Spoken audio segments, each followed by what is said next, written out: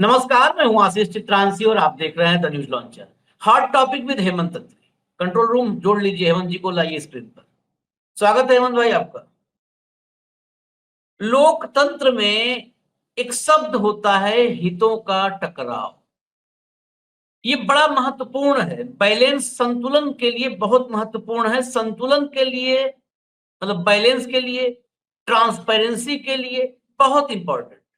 अक्सर नौकरशाही से लेकर के विधायिका तक और कार्यपालिका तक सब जगह नौकरशाही उसी कार्यपालिका का हिस्सा है। हर जगह हितों के टकराव का इस्तेमाल होता है शब्द का।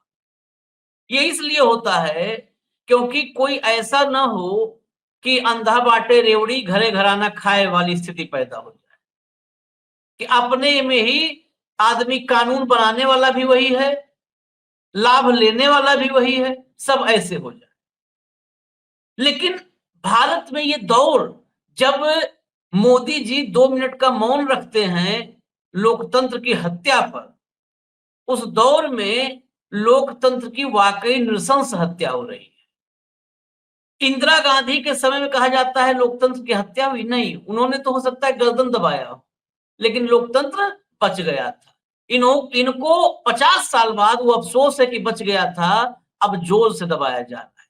चुनाव होता है देश में, चुनाव करवाने के लिए चुनाव आयोग होता है, राज्य निर्वाचन आयोग होता है। अब आप बताओ कि मोदी का कोई चेला, चेले का चेला, चेले के चेले का भाई अगर वही चुनाव आयोग में बैठ जाएंगे, ये शब्द मैं अपनी जिम्मेदारी बोल रहा हूं, चेलक चेलक चेलक भाई या पंटर, और थोड़ा सा हार्ड सब सुन लीजिए, पंटर, अगर ये वहां बैठ जाएंगे तो फिर क्या फायदा है चुनाव का? लगवा दीजिए दफ्तर कांग्रेस के, सपा के, सबके दफ्तर पे ताला लगवाइए। गवई साहब से भी मैं निवेदन करूंगा कि सुप्रीम कोर्ट पर ताला लगवा दे, और फिर ये ढकोसला बंद करके नड्डा को, ओम बिरला को, इन्हीं को चुनाव आयोग थमा दीजिए। ये इसलिए इतनी भूमिका 2 मिनट की बांधा हूं कि आप यकीन नहीं कर पाएंगे, स्पीकर को, बीजेपी के नेता, विधायिका के हिस्सा, और स्पीकर, स्पीकर बहुत इंपॉर्टेंट पद होता है, ओम बिरला की वजह से सब लोग जानते हैं। स्पीकर का भाई अगर इलेक्शन कमिश्नर होगा तो फिर चुनाव क्या करवाने की जरूरत रह गई है? क्यों करवाना? यही तो डेमोक्रेसी में देखा जाता है कि कौन किस काम को कर रहा है। ये खबर बहुत चौंकाने वाली है, और इस खबर की शुरुआत मैं सिर्फ एक अखबार की कटिंग से दिखाऊंगा, हेडलाइन से, उसके बाद फिर नोटिफिकेशन मतलब जो आदेश जारी हुआ सरकारी सब दिखाएंगे हेमंत जी। एक केवल ये देखिए, speakers brother in state election commissioner, ठीक है। नीचे इसकी पूरी कहानी है, पूरी कहानी भी हेमंत जी बताएंगे। इसमें एक नहीं, ऐसा नहीं कि एक नियम से खिलवाड़ की गई, इसमें नियमों के साथ वो किया गया है जिसको हमारे यहाँ व्यभिचार कहते हैं सभ्य भाषा में, और असभ्य भाषा में गैंग डॉट डॉट डॉट बोलते हैं। ये नियमों ताल ताल किया गया है। कैसे किया गया है? हर जगह नैतिकता तो, खैर नैतिकता तो है ही नहीं है देश में, खत्म है नैतिकता वगैरह, कहीं मिलती ही नहीं है। हटाइए इसको, सीधा जब हेमंत भाई बताएंगे तो चलाइएगा क्या क्या इसमें बताएंगे। हेमंत जी जरा इस खबर से, बड़ी खबर है, अगर देश इस खबर को समझने और जानने में रुचि ले तो, हालांकि देश की रुचि किसी और चीज में है, लेकिन अगर लेता है देश रुचि तो बताइए, खबर बहुत महत्वपूर्ण। आशीष जी नमस्कार, आपको और सारे दर्शक साथियों को भी। देखिए, जो आज आप बताने जा रहे हैं ये पूरे देश के कान और आंख खोल देने वाली खबर है कि किस तरीके से अब चुनाव आयुक्त के पद पर, राज्य चुनाव आयुक्त के पद पर भी भारतीय जनता पार्टी ने पूरी शर्मनिरपेक्षता के साथ तमाम कायदे कानूनों, नैतिकता, संवैधानिक मर्यादाओं, मूल्यों और जो एक लेवल प्लेइंग फील्ड और एक न्यूट्रलिटी, यही तो सारे बेसिक्स है ना सारे संविधान के, लोकतंत्र के, उन सबको धता बताते हुए भारतीय जनता पार्टी के सिटिंग स्पीकर यानी कि बीजेपी के एमएलए, वो सिटिंग स्पीकर हरियाणा विधानसभा के, और उनके बड़े भाई देवेंद्र कल्याण को हरियाणा का राज्य चुनाव आयुक्त लगा दिया गया है। और इनकी जिम्मेदारी, मुख्य सचिव पद का रैंक होता है, ये 5 साल के लिए नियुक्ति होती है, और इनकी जिम्मेदारी पंचायत से लेकर के, ब्लॉक समिति से लेकर के, जिला परिषद से लेकर के, नगर पालिका, नगर परिषद और नगर निगम, यानी कि सारे चुनाव कराने की जिम्मेदारी except for assembly and parliament, सारे बस स्टेट में हाँ, चुनाव वो कराते सांसद विधायक छोड़ के सब यही करवाएंगे। हैं जी, सारे के सारे, जो दो को छोड़ करके। अभी आपने हाल में देखा जिस तरीके से सुप्रीम कोर्ट ने केंद्रीय चुनाव आयोग को लेकर के जिस तरह के स्ट्रिक्चर्स पास किए, जिस तरह की बातचीत की, वो सारी बहस हमने लगातार फॉलो की, कई बार उस पर स्टोरीज हमने की कि किस तरीके से सुप्रीम कोर्ट में वो सारी बहस हुई कि जिसको आप नियुक्त कर रहे हो वो आपको नोटिस कैसे देगा, और हमें चुनाव आयुक्त ऐसा चाहिए जो प्रधानमंत्री को नोटिस दे सके, ध्यान होगा आपको। और सुप्रीम कोर्ट ने कहा कि साहब इसमें सीजीआई बैठेंगे पैनल में, और आप चाहें तो कानून बना ले, तो कानून बना दिया, और कानून ये बना दिया कि सीजीआई नहीं बैठेंगे, मोदी जी बैठेंगे, उनका एक मंत्री बैठेगा और लीडर ऑफ अपोजिशन बैठेगा, तो एलओपी कुछ भी बोलता रहे, जिसको चाहे बढ़ाए, कोई समस्या नहीं। तो ये दिल्ली का था।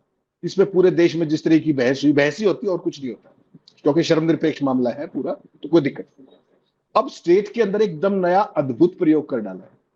स्टेट के अंदर जितने कायदे कानून आशीष चित्रांशी जी आपने इतने लंबे करियर में सुने, पढ़े और देखे, उन सब की धज्जियां इस एक ऑर्डर में उड़ा दी गई। पहली बात तो ये व्यक्ति आईएएस सर्विस का नहीं है, ये पोस्ट जो है इसकी क्वालिफिकेशन भी बताऊंगा ना, सारी चीजें बताऊंगा। ये आदमी आईआरएस का है, इंडियन रेवेन्यू सर्विसेज, और ये इनकम टैक्स से आते हैं, 1990 बैच के IRS.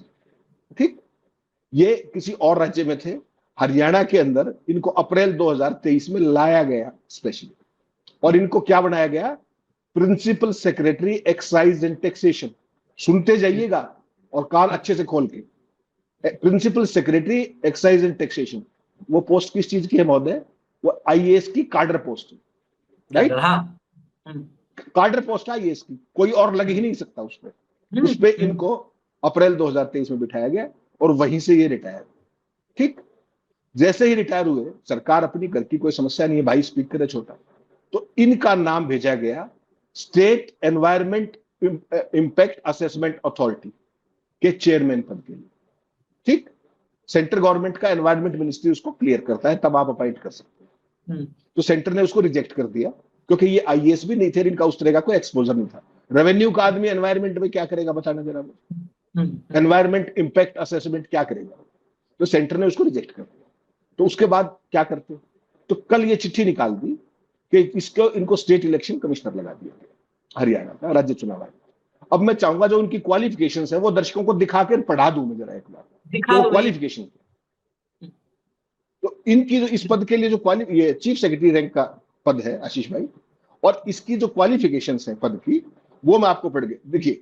In Haryana a person can be appointed as state election commissioner if they are either a retired high court जज, सुन लीजिएगा, हाई कोर्ट जज retired, he is not a high court retired जज, or have served as a principal secretary to the government or in a higher rank for a minimum of 5 years according to the state election commissioner। अब ये अप्रैल 2023 में IAS की कार्डर post पे लगाए गए थे, वहां से रिटायर हुए, तो वहां तो 5 साल की सर्विस चाहिए, minimum of 5 years, minimum of 5 years, और इनकी सर्विस कितनी है, 2 साल और कितने दिन, इनको लगा दिया गया। उसके बाद जुडिशियल बैकग्राउंड, एडमिनिस्ट्रेटिव बैकग्राउंड। अब ये देखिए administrative background, the individual must have served the state government in the rank of a principal secretary to the government और a higher for 5 years। This includes service in the rank of financial commissioner according to Indian kanoon. The state election commissioner is appointed by the governor of Haryana. The state election commissioner condition of service including salary are determined by the governor. वो सारी chief secretary के बराबर होती है, छोड़ दीजिए इसको। अब आपने देख लिया, हाईकोर्ट का रिटायर्ड जज हो सकता है, या जो 5 साल सरकार का प्रिंसिपल सेक्रेटरी रहा हो।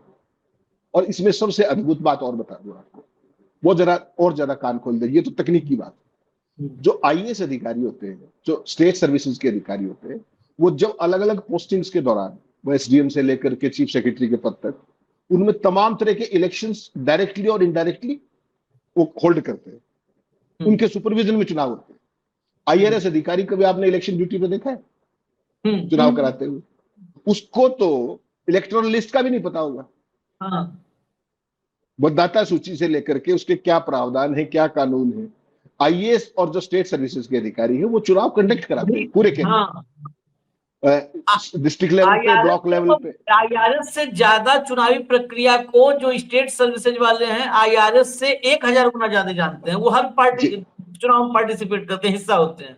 हाँ, तो आशीष भाई, इसमें केवल एक सवाल नहीं है, इसमें आपने जितनी पत्रकारिता की है ना, उस सारी को लगा दीजिए। एलिजिबल आप नहीं है, एक्सपीरियंस आपका नहीं है, हाँ, मॉरल ग्राउंड पे आप नहीं खड़े होते, आपका भाई सर्विंग स्पीकर है, रूलिंग पार्टी के अंदर आपका भाई है, ठीक। हाँ, आपका चुनाव से कोई हो सकता है आप कभी किसी समय पर आईआरएस अधिकारी के तौर पर कहीं ऑब्जर्वर गए हो, तो हाँ। ऑब्जर्वर चुनाव को ओवरलुक करता है, कंडक्ट नहीं करता, माफ कीजिए। और नहीं नहीं हेमंत भाई, ये भी अगर कभी हुआ होगा तो ये रेयरेस्ट ऑफ रेयर में गिना यस, जाएगा। Precisely normally precisely. हम लोग तो बहुत चुनाव देखे हैं, नॉर्मली नहीं जाता आईआरएस ऑब्जर्वर बन के चुनाव में। नहीं, आज आजकल ना वो खर्चे वर्चों के मामले में लगा देते हैं, खर्च के जो ऊपर अच्छा। नजर रखनी है ना, हाँ, उसमें लगा देते हाँ, हैं, expenditure observer, that's what you call, हाँ, उसमें लगा देते हैं। तो हाँ, बेसिकली क्या है कि जितने कायदे कानून आपने, मैंने और दर्शकों ने जितने सुने होंगे, उन सब की ये सरेआम धज्जियां उड़ाएगी, और ये कोई पहला अवसर नहीं है, और ये आखिरी भी नहीं होगा, ऐसी मुझे पूरी उम्मीद है। बेसिकली क्या है कि वही आदमी जिसका कोई लेना देना नहीं एक्साइज एंड टैक्सेशन से, उसको दूसरी स्टेट से ला करके पहले उसको principal secretary excise and taxation, कोई नहीं बोलता। अच्छा, आईएएस की एसोसिएशन है हरियाणा के अंदर, कोई चू नहीं करता, कोई चू नहीं करता, कोई कोर्ट में नहीं जाता, कहीं कुछ नहीं, कोई सुनने वाला ही नहीं है। नीचे भी सरकार, ऊपर भी सरकार, 6 महीने से ऊपर की एक्सटेंशन की परमिशन नहीं, एक एक साल भी एक्सटेंशन देते चीफ सेक्रेटरी, कर लीजिए, क्या करेंगे आप। जो काडर पोस्टें हैं उन पे रिटायर्ड आईएएस जमे हुए हैं लंबे समय से, स्टेट में देख लीजिए, सेंटर में देख लीजिए, मोदी जी के प्रिंसिपल सेक्रेटरी, मोदी जी के तमाम अधिकारी।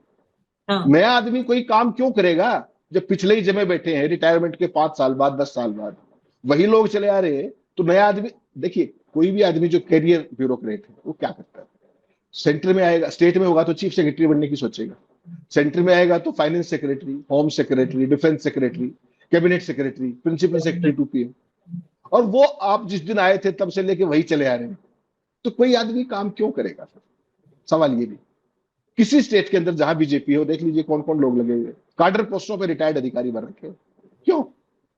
क्या आपके पास काबिल अधिकारी नहीं है? इसी पद की आप बात कर रहे हैं, इसी पे रखते हैं।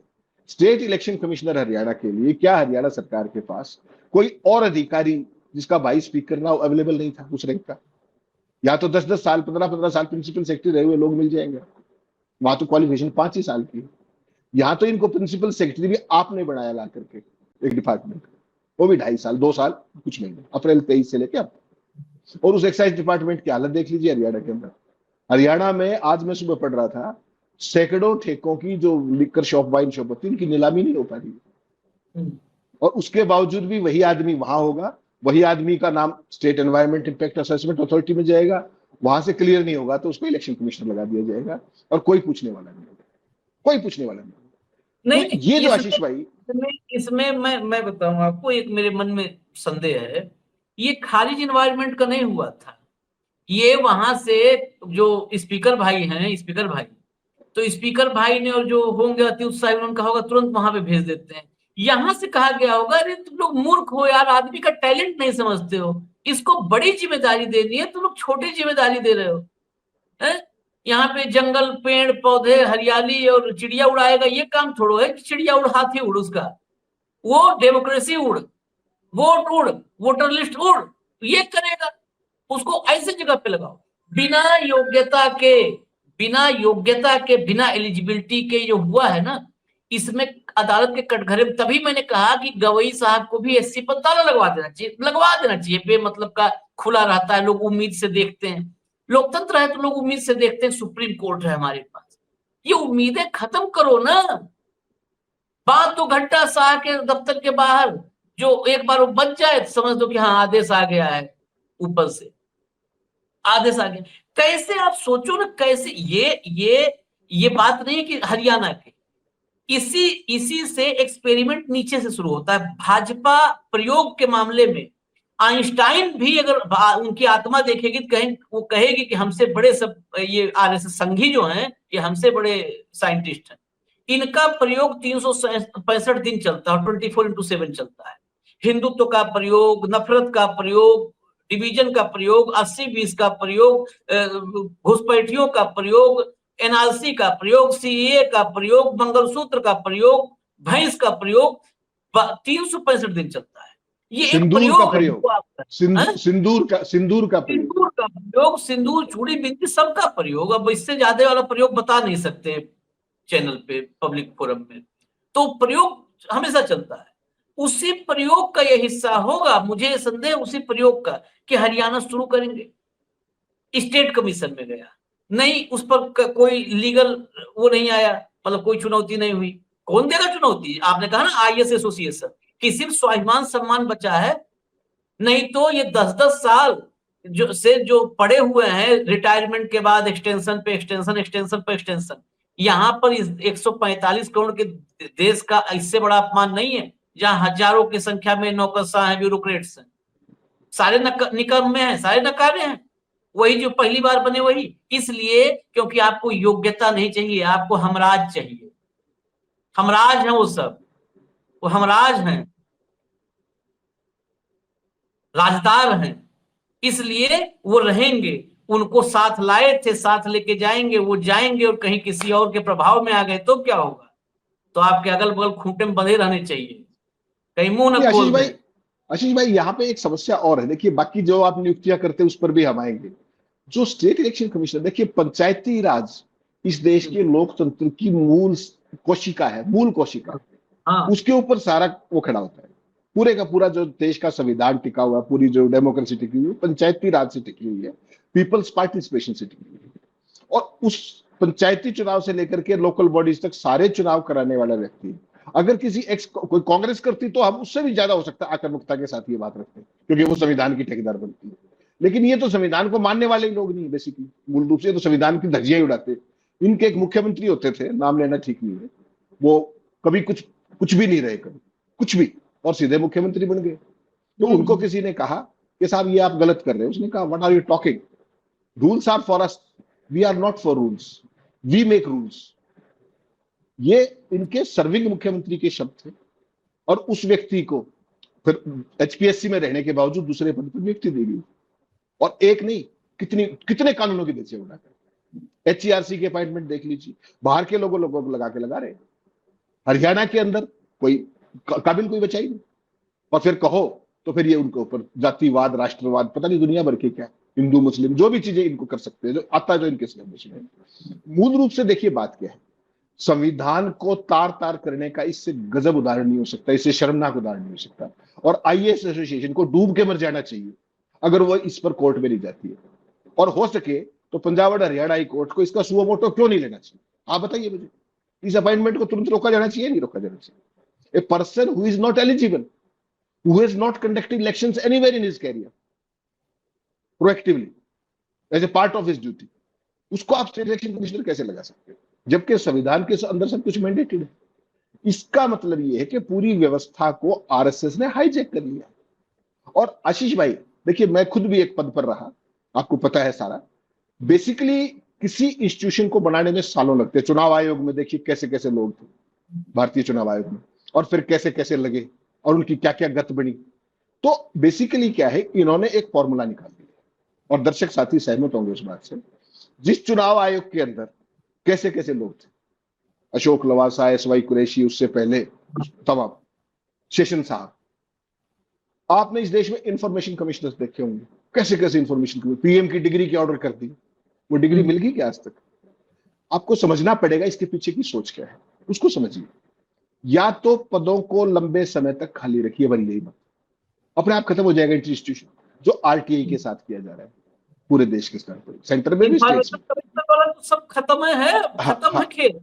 वो आरआईपी हो गया उसका, जस्ट इन पीस। इतना दुनिया का सबसे क्रांतिकारी कानून हिंदुस्तान का आरटीआई एक्ट 2005 था, जिसका मैं भी हिस्सा रहा। इतना क्रांतिकारी कानून था कि मंत्रियों खड़े रखते थे। आज हालत ये है कि चपरासी भी नहीं आता। तो बेसिकली क्या है, या तो उस इंस्टीट्यूशन में अपॉइंटमेंट मत कीजिए, और या ऐसे लोगों को कर दीजिए जिनको राइट टू इंफॉर्मेशन का आर ना पता हो, जो सूचना को रोकने के लिए है। तो पूरे देश के अंदर जो भी प्रोग्रेसिव अपने जितने भी कानून थे, उन सबको तबाह, नष्ट और बर्बाद किया जा रहा है। ये एक बचा हुआ था स्टेट इंफॉर्मेशन, इसका अपने क्या, इलेक्शन कमिश्नर का। इसमें अगर आप सिटिंग बीजेपी एमएलए और पार्टी के स्पीकर, सरकार के स्पीकर के भाई को लगा दोगे, तो हरियाणा के अंदर पंचायती राज लोकल बॉडीज में निष्पक्ष चुनाव की कल्पना भी कैसे कर सकते हो आप? क्या उनके लिए कोई और पद नहीं थे? मैं कहता हूं बहुत कैपेबल आदमी है, बहुत इंटेलिजेंट है, बहुत लंबा कैरियर है, बहुत 35 साल की सर्विस है, साधुवाद उनको। लेकिन क्या उनको इसी पद पर लगाना जरूरी था क्या? स्टेट इलेक्शन कमिश्नर के अलावा और पद नहीं थे आपके पास। अभी दुनिया भर के इंफॉर्मेशन कमिश्नर अनपढ़ लगाए हैं आपने, उनको भी लगा देते, वो भी चीफ सेक्रेटरी रैंक की पोस्ट है, कोई समस्या नहीं थी। इससे यह है कि ये भारतीय डेमोक्रेसी को टेस्ट करके देख रहे हैं कि भारत की जनता कहां तक झेल लेती है। आईएएस एसोसिएशन कंप्लीटली पंगु है, धराशायी हो चुकी है, किसी की बोलने की औकात और हिम्मत नहीं है, सारे पूछ लाते हैं वहां खड़े होकर। तो इस पूरे सिस्टम को आप देखिए, जो हम कहते हैं ना, जो 2 दिन पहले संविधान हत्या दिवस मना रहे थे, वो संविधान हत्या दिवस मनाने वाले पे आप थोड़ा याद कीजिएगा। संविधान हत्या वाला जो लोग इमरजेंसी का मामला था, थोड़ा सोचिएगा 1 सेकंड। 3 आदमियों के नाम लिए जाते हैं, इंदिरा, संजय, बंसीलाल। इंदिरा जी तो चली गई, संजय गांधी का परिवार आजकल कहाँ है? भारतीय जनता पार्टी में है नहीं। और बंसीलाल जी का परिवार कहाँ है? वो भी भारतीय जनता पार्टी में है, और वो संविधान हत्या दिवस मना रहे थे। समझिए, ये दर्शकों को समझना पड़ेगा कि दिस इज रैंक अपॉर्चुनिज्म, इसके अलावा कुछ भी नहीं है। किसी कैपेबिलिटी की, किसी कॉम्पिटेंस की, किसी इंटेलिजेंस की, किसी कायदे की, किसी कानून की, किसी क्वालिफिकेशन की ना तो इनको पता है, ना इनको परवाह है। ये हर इंस्टीट्यूशन को तबाह करने पे लगे हुए हैं। और ये देश के लोगों को देखना पड़ेगा कि जो काम राजीव कुमार करके गए, क्या उनको स्टेट्स में भी ऐसे ही काम चाहिए क्या? ये उसकी केवल शुरुआत है। मैं इसके आगे क्या होगा वो सोचिएगा। मैं रोकूंगा इसलिए कि राजीव कुमार जो करके गए उसका एक्सटेंशन शुरू हो चुका है। ये जो अभी लाए आप ना, विश्व का कल्याण हो, हरियाणा का कल्याण हो, भाजपा का कल्याण हो, जो कल्याण को लाए हैं, ये तो अभी वो मतलब स्वरूप दिखने वाला है आपको डेमोक्रेसी में। और मैं कह रहा हूं कि हो सकता है, इसमें बहुत आश्चर्य ना हो सकता है जेपी नड्डा जैसे लोग, ये व्यंग में मत लीजिए, गंभीरता से लीजिए कि राष्ट्रीय अध्यक्ष पद से इतना बेहतरीन कार्यकाल खत्म हो तो क्या करेंगे, फिर क्या करेंगे?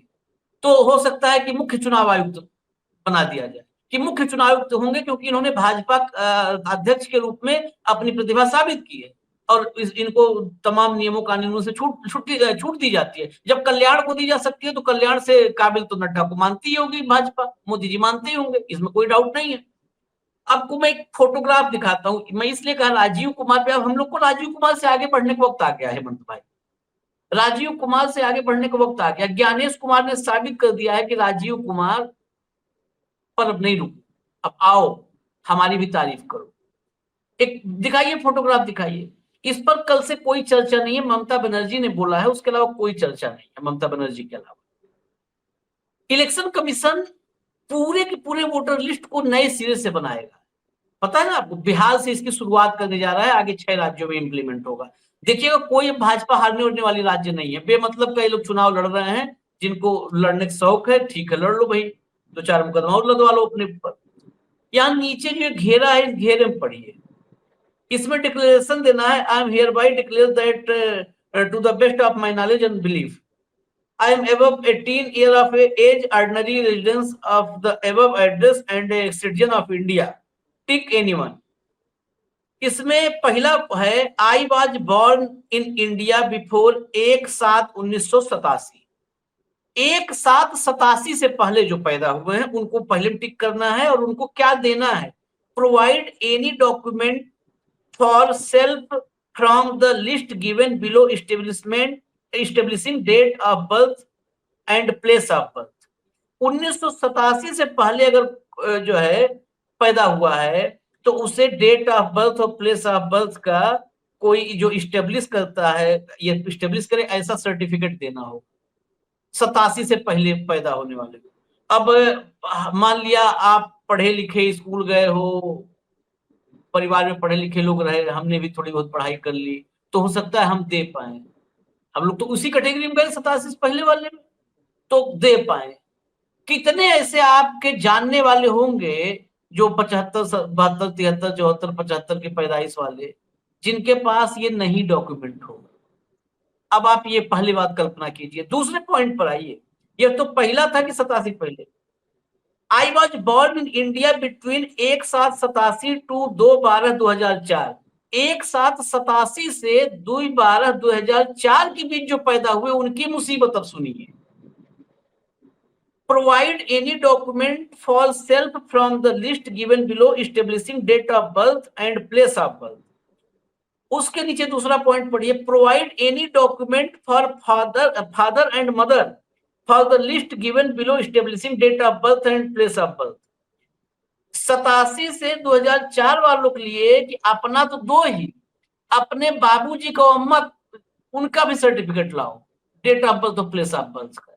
अब ये समझिए हेमंत भाई कि जो मान लिया 87 में पैदा हुआ, इसमें आ गया क्राइटेरिया, 87 में पैदा हुआ होगा तो बाबूजी तो कम से कम 65 में पैदा हुए होंगे, हैं? 65 में पैदा होने का मतलब 60 साल हो गया। भारत की आजादी के 16-17 साल बाद पैदा हो गए होंगे। अब वो कहां से डेट ऑफ बर्थ और प्लेस ऑफ बर्थ लाएंगे, वो सर्टिफिकेट कहां से लाएंगे? उस देश में जहां पे साक्षरता से लेकर के और जितने पैरामीटर्स हैं, सब पैरामीटर्स पताल में है।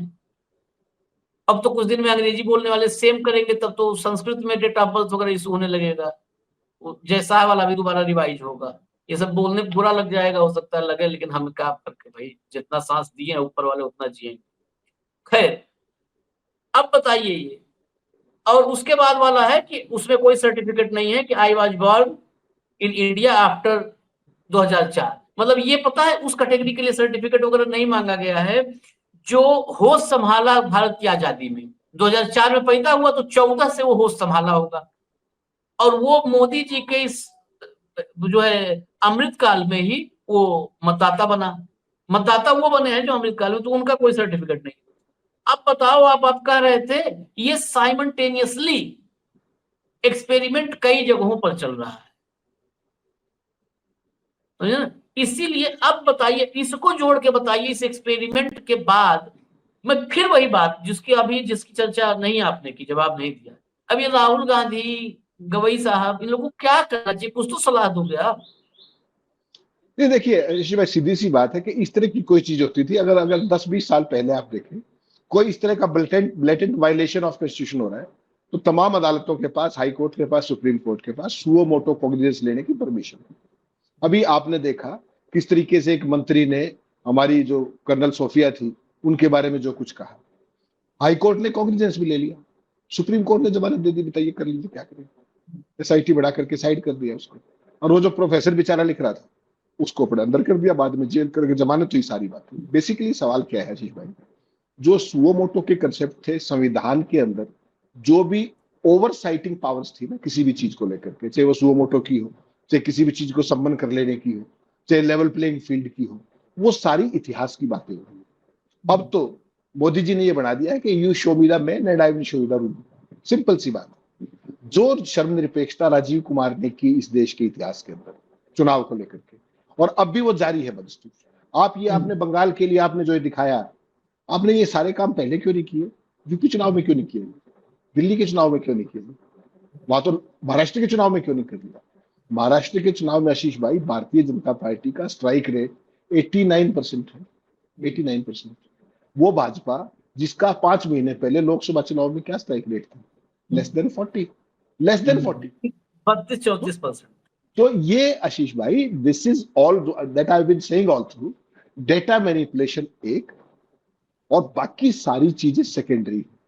ये जो चुनाव आप देख रहे हैं ना, आप रोज मेरे से बहस करते हो कि भाई वहां चुनाव जीत गए, वहां जीत गए, कहीं जश्न नहीं होता, कहीं जुलूस नहीं निकलते। जुलूस तो तब निकलेंगे, जश्न तो जब होंगे जब आपकी जीत नेचुरल होगी, लोगों ने आपको चुना होगा।